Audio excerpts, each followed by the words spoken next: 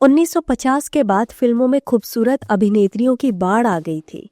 कई प्रतिभाशाली चेहरे गुमनामी में खो गए तो कुछ ने बड़ा मुकाम हासिल किया, लेकिन कुछ ऐसी भी अभिनेत्रियां थीं जो खूबसूरती और अभिनय दोनों में ही किसी से कम नहीं थीं।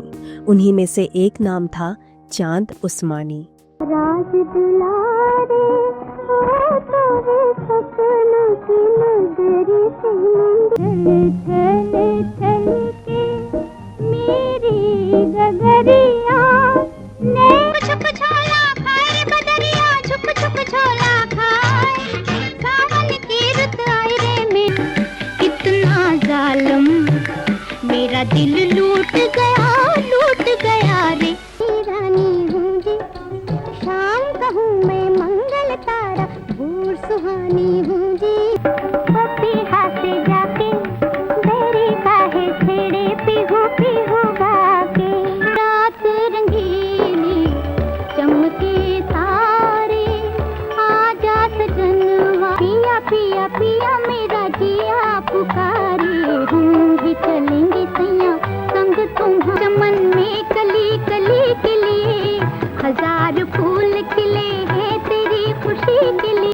नमस्कार दोस्तों, आप सुन रहे हैं हिंदी रेडियो पर मेरी यानी ऋषिता की आवाज। 3 जनवरी 1933 को आगरा में जन्मी चांद उस्मानी का असली नाम चांद बीबी खानम उस्मानी था। उनका परिवार बेहद रईस था और तालीम के मामले में भी उनका घराना आगे था। उनके परिवार की महिलाएं भी शिक्षित थीं। अक्सर कहा जाता है कि उस दौर के मुस्लिम परिवार अपनी बेटियों को पढ़ने नहीं भेजते थे, लेकिन ये पूरी तरह सच नहीं है। भारत के कई मुस्लिम परिवार अपनी बेटियों को शिक्षा दिलाते थे। आपको याद होगा कि हमने सायरा बानो की मां नसीम बानो पर एक वीडियो बनाया था, जिसमें बताया था कि वे पालकी में बैठकर स्कूल जाती थीं। इस पर हमें कमेंट सेक्शन में काफ़ी प्रतिक्रियाएं मिली थी, लेकिन अगर आप चांद उस्मानी को देखेंगे तो पाएंगे कि वे भी पढ़ी लिखी थी। परिवार चाहता था कि वे और आगे पढ़े, लेकिन हीरोइन बनने का सपना उन्हें पढ़ाई बीच में छोड़ने पर मजबूर कर गया।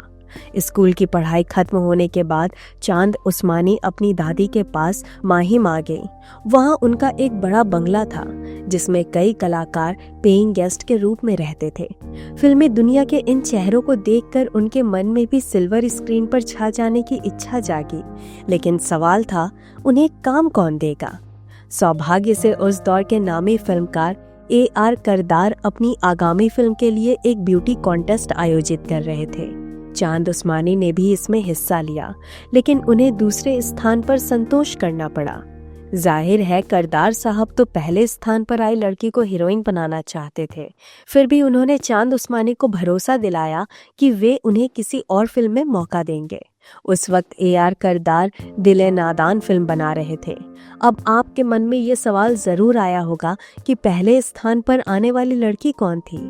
दरअसल वही थी अपने दौर की बेहद खूबसूरत अभिनेत्री पीस कंवर, जिन पर हम जल्द ही एक वीडियो बनाएंगे। करदार साहब ने चांद उस्मानी की मुलाकात फिल्मकार महेश कौल से करवाई, जो उस समय जीवन ज्योति नामक फिल्म बना रहे थे। इस फिल्म में शम्मी कपूर डेब्यू कर रहे थे। 1953 में रिलीज हुई फिल्म में शम्मी कपूर और चांद उस्मानी की जोड़ी तो पसंद की गई, लेकिन फिल्म फ्लॉप हो गई। इसके बाद खुद AR करदार ने चांद उस्मानी के साथ काम करने का फैसला किया, लेकिन उनकी फिल्म बाप रे बाप शुरू होने से पहले बिमल रॉय की अमानत फ्लोर पर आ गई। उस समय के सुपरस्टार भारत भूषण इस फिल्म के मुख्य अभिनेता थे। इधर चांद उस्मानी बाप रे बाप की शूटिंग में व्यस्त थी, जिसमें किशोर कुमार मुख्य नायक थे। 1955 में रिलीज हुई ये दोनों फिल्में सुपरहिट रहीं और चांद उस्मानी को तरह तरह के ऑफर्स मिलने लगे। इनमें सबसे अहम था BR चोपड़ा की फिल्म नया दौर। नया दौर दिलीप कुमार की यादगार फिल्मों में से एक थी। इस फिल्म में चांद उस्मानी ने उनकी बहन का किरदार निभाया, जबकि अजीत का किरदार भी दमदार था। अगर आप इस फिल्म को गौर से देखेंगे तो पाएंगे कि चांद उस्मानी को ये रोल नहीं करना चाहिए था। दरअसल उस समय की हीरोइनें साइड एक्ट्रेस बनना पसंद नहीं करती थी, कोई भी कलाकार टाइपकास्ट नहीं होना चाहता था, लेकिन चांद उस्मानी इस दायरे में फंस गईं।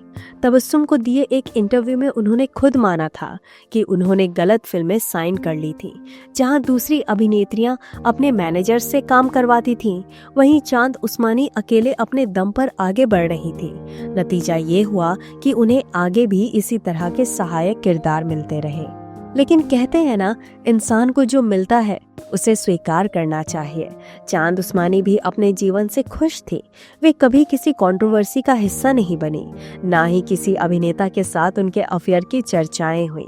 यहाँ तक कि किसी मशहूर मैगजीन में भी उनका नाम किसी चटपटी गॉसिप के साथ नहीं आया। अपनी खूबसूरती और सादगी के लिए पहचानी जाने वाली चांद उस्मानी का करियर भले ही सुपरहिट नहीं रहा, लेकिन उनकी यादगार अदाकारी के लिए आज भी लोग उन्हें याद करते हैं। 1962 में बिमल रॉय की फिल्म प्रेम पत्र रिलीज हुई, जिसमें मुकुल दत्त बतौर असिस्टेंट डायरेक्टर काम कर रहे थे। इस फिल्म में चांद उस्मानी भी थीं।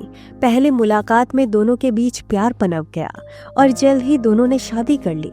आगे चलकर मुकुल दत्त एक सफल फिल्मकार बन गए। उनकी चर्चित फिल्मों में आ मिलो सजना, छलिया और रास्ते का पत्थर शामिल है। वे एक प्रतिष्ठित गीतकार भी थे। फिल्मों में टाइपकास्ट होने के बाद चांद उस्मानी ने अपने पुराने जीवन की ओर रुख किया। उन्होंने माहिम का बंगला उन कलाकारों के लिए खोल दिया जो दूर दराज के छोटे शहरों से मुंबई आते थे। मुकुल दत्त और चांद उस्मानी का एक बेटा हुआ, जिसका नाम रोशन रखा गया। समय बीतने के साथ उन्होंने माँ के किरदार भी निभाने शुरू कर दिए, लेकिन फिर वो घड़ी आ गई जब खूबसूरती का चांद बादलों में छिप गया। कैंसर जैसी गंभीर बीमारी से जूझते हुए 26 नवंबर 1989 को उन्होंने बेहद कम उम्र में आखिरी सांस ली।